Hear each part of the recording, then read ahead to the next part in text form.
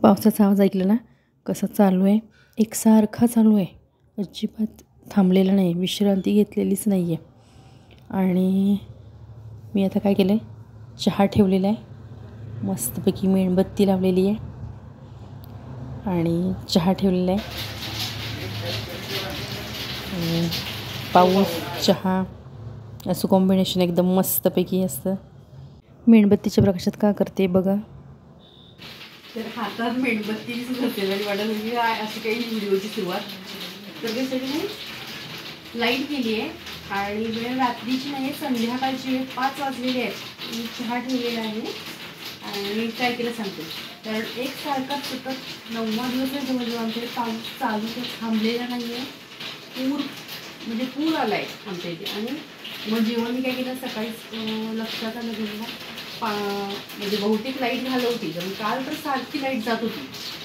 त्यामुळे मी जेवण 2 वेळेचं करून घेतलं. चपाती करायची आहे घरावरून आणि पाणी पण सतत पाणी बंद होऊ उद्यापासून आमच्याकडे. कारण पाणी चालू कसं करणार की तिथं पाणी आलेलं आहे सगळीकडे. मोटर आपली असते ना तिथे, ते पाणी आज सकाळी भरून ठेवलेली.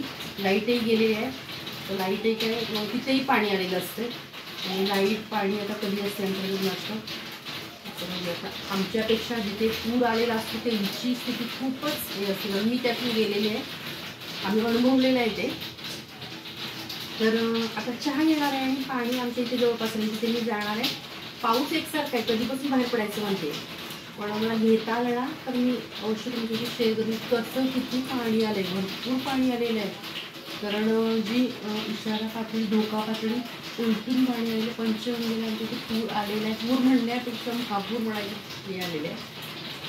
कारण मच्छिंदी झाली म्हणतात किंवा रेडे डोह कुठलं होतं ते सगळं घेऊन झालेलं आहे. आणि मुलांना शाळा कॉलेजला सुट्टी आहे, मुलं घरात आहे, त्यामुळं काय लगायला पसारा घरात आहे सगळीकडे. चला चहा देते सगळ्यांना.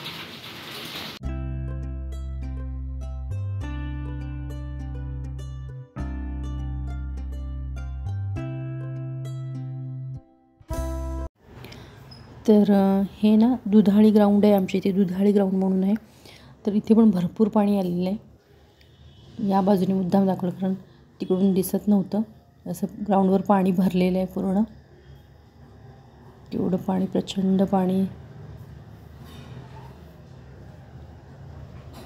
असे रस्ते वगैरे सगळे हे झालेले आणि ते पाण्याचा टँकर आलेला आहे. कारण पाणी वगैरे बंद आहे, लाईट पण अधीमध्ये येत जात राहते.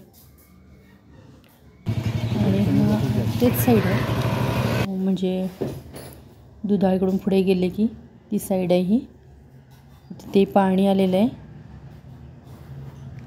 केवढं पाणी आलेलं आहे. घरांच्या जवळ पाणी आलेलं आहे, काही घरातनी पण गेलेलं आहे पाणी. कशी जनावर म्हणजे गुरं वगैरे कशी आहेत गेली पाण्यात. खूप अडचण होते कारण अशा वेळेला माणसांची, जनावरांची, मुक्या जनावरांची पण हाल होतात. तर हे शिंगणापूर लक्षतीर्थ नाका हा, जिथून शिंगणापूरला जायला रोड आहे, आपला तिथला आहे हा भाग. लक्षतीर्थ वसाहत त्याला पण जायला हा रोड आहे. दोन्ही बाजूने रंकाळ्यावरून जाता येतं. आणि हे पंचगंगेजवळचं आहे, बघा मला घेता आलं नाही कारण तिकडे जाऊ देत नाही आहे. या बाजून तर अजिबात घेता येत नाही आहे. पंचगंगा हॉस्पिटलचे म्हणजे तालमीजवळून. तर दुसऱ्या साईडने घेतलेलं आहे, दाखवते पुढे जाऊन.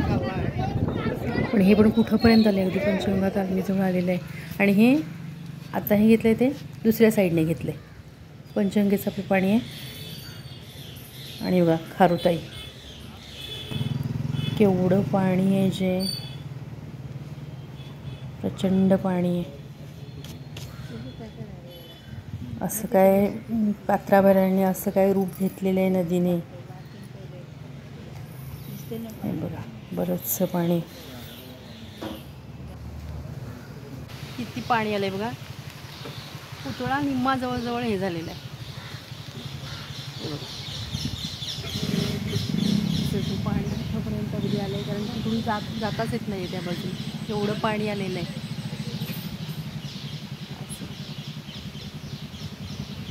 आणि ते प्लॅस्टिकच्या बाटल्या वगैरे, प्लॅस्टिक किती दिसते बघा.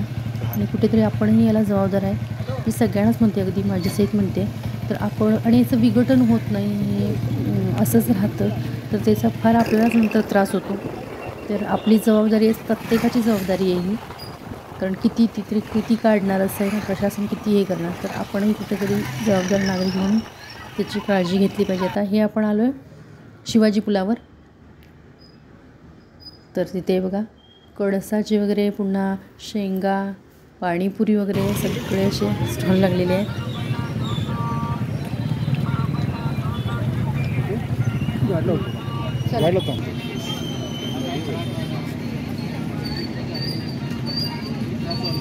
नमस्कार, मी पद्मजा, राजाराणीज वर्ल्ड या आपल्या यूट्यूब चॅनलवर मी आपल्या सर्वांचं मनापासून स्वागत करते. तर आपण आलेलो इथं शिवाजी पुलाच्या इथे. तर पाणी बघा, जिकडे तिकडे पाणीच पाणी आहे आणि मच्छंद्री झालेली आहे. आणि ज्या घरातून पाणी वगैरे आलेलं आहे, ज्या नागरिकांच्या घरात, तर त्यांचं स्थलांतर वगैरे केलेलं आहे. दुसरीकडे त्यांना राहण्यासाठी व्यवस्था काही केलेली आहे किंवा जनावरांची पण व्यवस्था केलेली आहे. गाड्या पण मला वाटतं बहुतेक लावल्यासाठी, गेल्या वेळेला पण लावण्यासाठी, कारण गेल्या वेळेला बऱ्याच जणांचे हे झाल्यामुळं यावेळेला व्यवस्था केलेली आहे असं ऐकलेलं आहे. तर बरंच असं कोल्हापुरात काळजी पण घेतलेली आहे तेवढीच.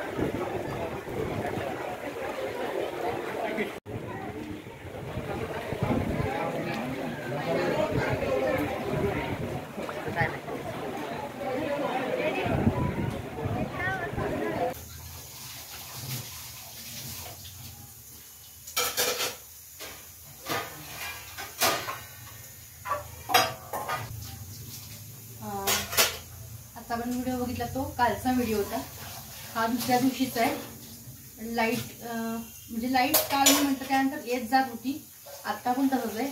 लाईट सगळी येते जाते, असं खेळ चालू आहे लाईटीचा. पाणी तिथे पण आलेलं असतं आणि पाणी म्हटल्यावर आलं नाही पाणी. काल भरून ठेवलेलं होतं प्यायचं वस्तू, त्या वापरायचं पाण्याचं कसं होतं तेव्हा बघूया. आता असं करणार आहे की पाणी जास्त नसल्यामुळे कमी वापर केला पाहिजे. त्याची आयडिया करायची, डोकं टाकायचं. एकच भाजी कम आमटी अशी करणार.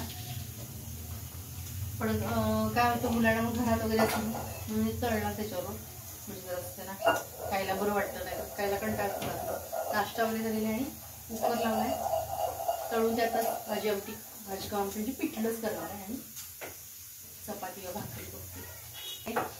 हर्षदा घरी आहे ना, तिला भांडी घासायला सांगितलं. भांडी घासायला नाश्त्याची वगैरे आहेत भांडी, तर तिने त्याचं जेवण झालं की तेवढीच कमी पाण्यात थोडं म्हणलं धुवून घे, कारण कमी पाण्यात स्वच्छ धुवून जास्त पाण्यात वापर करून चालणार नाही. पाणी कधी येणार एक नसतं.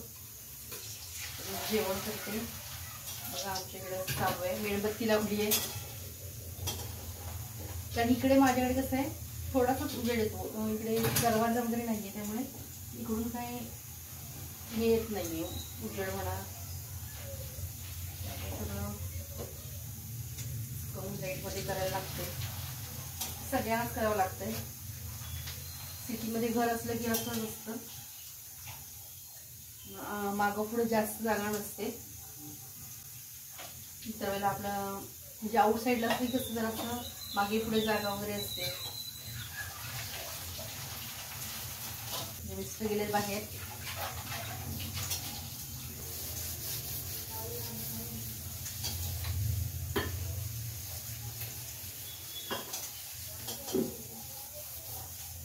तर नशीब रात्रभर लाईट होती, रात्रीची नाही लाईट गेली.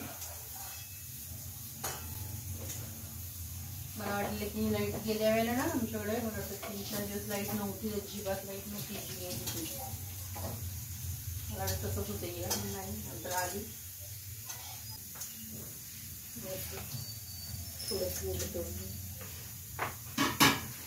तर इथे मी पिठल्याची फोडणी टाकते.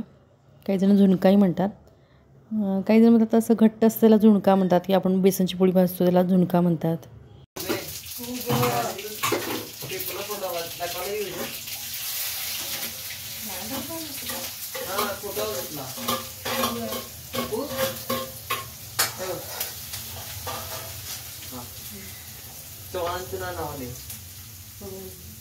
बंदरे चव्हाण सुतार मळा परिसरात पाणी.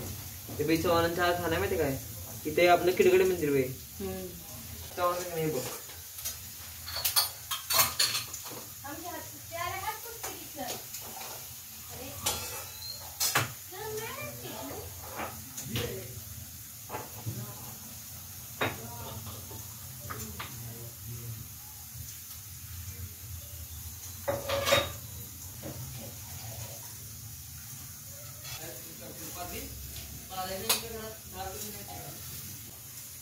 लाईट जवळ असा खेळ चालू आहे. आता आली लाईट, सारखी येते जाते, थोडा वेळ असते, नंतर जाते, असं चालू आहे. मेणबत्तीसाठी इथे असं हे करून ठेवलेलं आहे.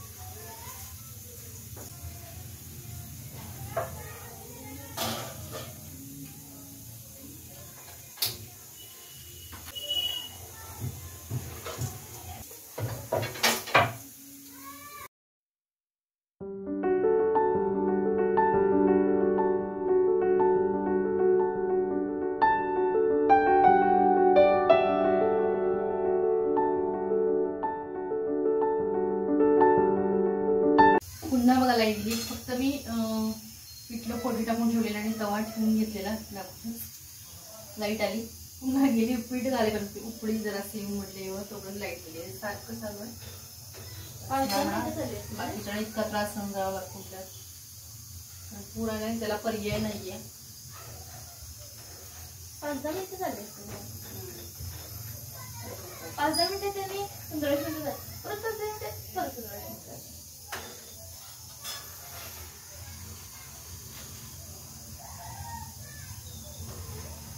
कुकर मगाशीच झालेलं आहे आणि ते पिठल्याचे जे पाणी असतं त्याला उकळेल आणि पीठ घालून घेते पिठल्यामध्ये. म्हणजे हे उकळेपर्यंत चांगलं पीठ शिजेपर्यंत चपात्या करून होतील.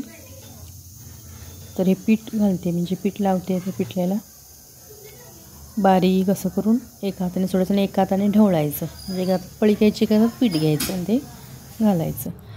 आता पिठलं एका बाजूला उकळतं आहे तोपर्यंत त्या बाजूला चपात्या करून घेते. म्हणजे गरमागरम चपात्या झाल्या की लगेच जेवायला बरं, कारण वातावरण पण गारच आहे.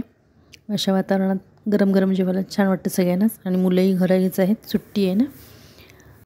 आणि माझे व्हिडिओ तुम्हाला पाहायला आवडत असल्यास प्लीज लाईक, शेअर आणि आपल्या यूट्यूब चॅनलला अजूनही तुम्ही सबस्क्राईब केलं असल्यास प्लीज सबस्क्राईब करा. किंवा हा व्हिडिओ तुम्ही नवीनच पाहत असल्यास प्लीज सबस्क्राईब करा.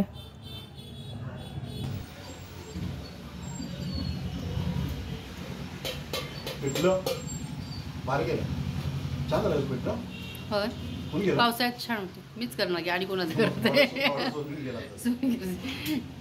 त्यावर पापड वा पोह्याचा पापड तळलेला आहे. पावसाळा आहे, पूर आलेला आहे, पण आपण हे नाही करायचं. जे काय आहे त्यात मस्तपैकी आम्ही पुरात पण काढलेलं आहे. 15 दिवस काढलेले आहेत पुराच्या वेळेला. असा काय अनुभव असतोय? 2005 ला नाही, 19 एकदम पाठवून गेलो.